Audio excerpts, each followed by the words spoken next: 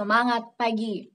Hari ini saya ingin mengawali bacaan renungan pagi kita dengan informasi kesehatan mengenai gula, si manis yang nikmat namun membahayakan. Gula sebenarnya salah satu bahan bakar yang dibutuhkan oleh tubuh dalam menghasilkan energi untuk kita memiliki kekuatan stamina melakukan berbagai aktivitas setiap hari. Tapi di sisi lain, gula juga ada dampak negatif bagi kesehatan kita jika dikonsumsi dalam jumlah yang berlebihan. Gula ini memang seperti pedang bermata dua. Satu sisi rasanya nikmat di lidah, sisi lain juga merusak tubuh kita jika lebih dari jumlah yang ditetapkan. Gula juga dikenal sebagai makanan yang memiliki 1000 wajah. Artinya, gula ada di berbagai jenis makanan. Gula ada di dalam nasi yang kita makan sebagai makanan utama kita. Juga ada di makanan-makanan instan, di dalam mie instan, lalu di kue-kue serta permen yang kita makan, di dalam es krim, coklat, dan juga bahkan gula ada di dalam saus botolan. Jadi dikatakan 1000 wajah karena gula terkandung dalam berbagai jenis makanan.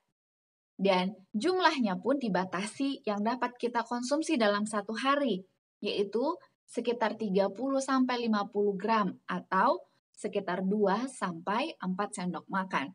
Dan jika lebih dari takaran tersebut, tentunya ada efek negatif yang kita alami di dalam tubuh kita. Antara lain adalah resiko penyakit jantung karena membuat radang di dalam pembuluh darah. Selain itu, resiko penyakit diabetes merusak sirkulasi darah kita dan membuat kita tergantung akan gula. Selanjutnya juga akan membuat kita ketagihan sehingga kita seringkali menambah jumlah makanan kita, berdampak akan berat badan tubuh kita dan bisa jadi obesitas yang dialami.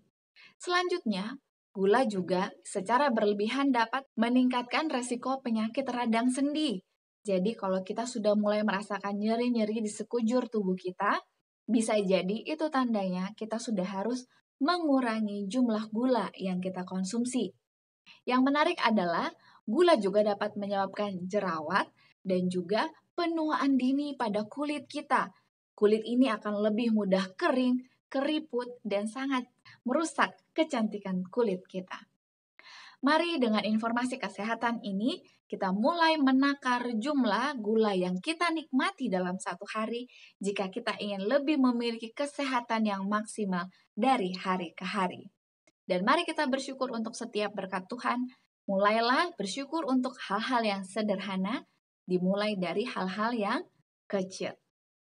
Baiklah, mari kita lanjutkan bacaan renungan pagi kita hari ini di tanggal 29 April dengan judul Iman Bartimeus yang buta kepada kasih karunia Allah dihargai. Ayat intinya tertulis di dalam Markus 10 ayat yang ke-51. Tanya Yesus kepadanya, "Apa yang kau kehendaki supaya aku perbuat bagimu?" Jawab orang buta itu, "Rabuni, supaya aku dapat melihat." Mari kita dengarkan penjelasannya. Hanya bila mana orang berdosa merasakan perlunya seorang juru selamat, sehingga hatinya mencari Dia yang dapat menolongnya. Ketika Yesus hidup di antara manusia, orang-orang sakitlah yang memerlukan seorang tabib, orang miskin yang menderita dan susah mengikuti Dia untuk menerima pertolongan dan penghiburan yang mereka tidak dapat peroleh di mana-mana. Bartimeus yang buta sedang menunggu di pinggir jalan.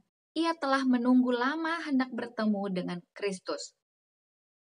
Orang banyak yang dapat melihat berjalan ke sana kemari, tetapi mereka tidak mempunyai keinginan hendak melihat Yesus. Suatu pandangan iman akan menjamah hatinya yang penuh kasih itu dan membawa kepada mereka berkat-berkat anugerahnya. Tetapi mereka tidak mengetahui penyakit dan kemiskinan jiwa mereka, dan mereka tidak merasa memerlukan Kristus. Bukanlah demikian dengan orang buta yang malang itu. Pengharapannya satu-satunya ialah pada Yesus. Ketika ia menunggu dan berjaga-jaga, ia mendengar jejak banyak kaki Dan dengan ingin tahu akan kejadian itu lalu ia bertanya, apakah artinya kebisingan perjalanan ini? Para penonton menjawab bahwa Yesus orang Nazaret lewat. Dengan keinginan yang luar biasa ia berseru, Yesus anak Daud, kasihanilah aku. Mereka berusaha mendiamkan dia, tetapi ia malahan berseru lebih kuat lagi. Yesus anak Daud, kasihanilah aku. Seruan ini pun didengar. Imannya yang teguh itu dihargai.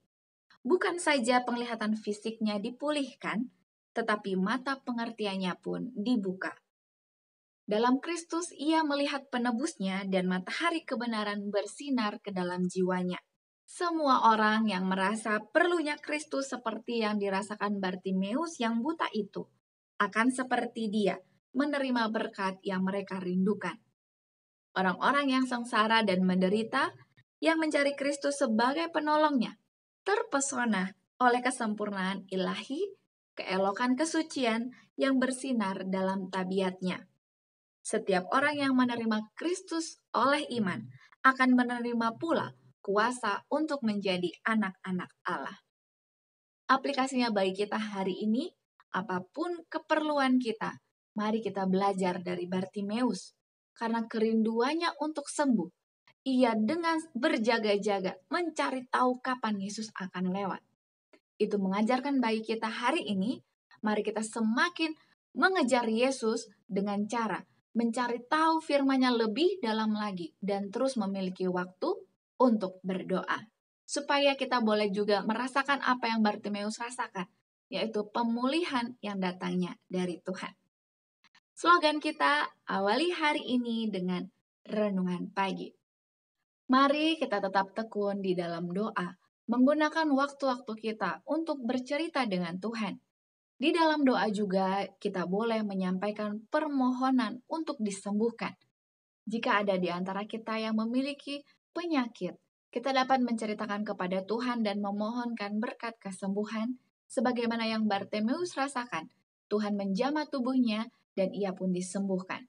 Kita pun dapat menyebutkan nama-nama orang-orang yang sedang mengalami pemulihan, agar kiranya kuasa Tuhan jadi bagian mereka juga.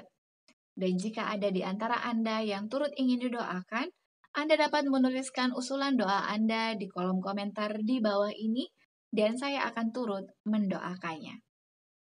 Terima kasih banyak. Esok hari, mari kembali kita dengarkan bacaan renungan pagi. Sampai jumpa, tetap jaga kesehatan kita, dan kiranya Tuhan terus memberkati kita semua. Amin.